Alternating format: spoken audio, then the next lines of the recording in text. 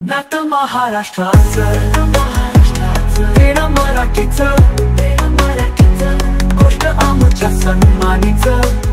मित्रांनो, सरकारने थकवले रोजगार हमी योजनेच्या मजुरांचे 45,000 कोटी रुपये। आश्चर्य वाटेल पण हे सत्य आहे आणि ही मजुरी मिळण्यासाठी तहसील कार्यालयावर हे मजूर उपोषण करत आहेत। नक्की हा काय प्रकार आहे? चला तर मग पाहू। विधानसभेमध्ये जे काही अधिवेशनाच्या दरम्यान बोलणं झालं, मग एक चिठ्ठी आली, त्यावर अजितदादांनी ती चिठ्ठी वाचून काय प्रतिक्रिया दिली ते बघा आणि आपणच ठरवा की मजुरांचे 45,000 कोटी रुपये थकवणारे सरकार खरोखर देशाचं भलं करत आहे का नाही, बेरोजगारांकडे लक्ष देत आहे का नाही। चला तर आपण व्हिडिओला पाहू नक्की काय प्रकार आहे तो।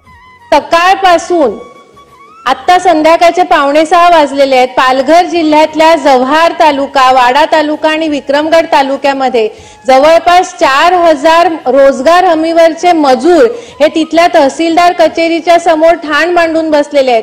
त्यांची 45 कोटी मजुरी ही थकीत आहे रोजगार हमीचे। अध्यक्ष महोदय, आता होळी येते अध्यक्ष महोदय, पोटावरती हात असणाऱ्या या मजुरांचं आपल्याला काहीतरी विचार करावा लागेल अध्यक्ष महोदय। या बाबतीत सरकार काय करणार आहे त्याची माहिती अवगत करावी अध्यक्ष महोदय आणि या मजुरांना न्याय मिळवून देण्यासाठी सरकार काय पावलं उचलणार आहे या बाबतीत निवेदन सादर करण्याबाबतीत आपण सरकारला आदेश द्यावेत अध्यक्ष महोदय, इतकी नम्र विनंती। धन्यवाद अध्यक्ष महोदय। शासनाने नोंद घ्यावी।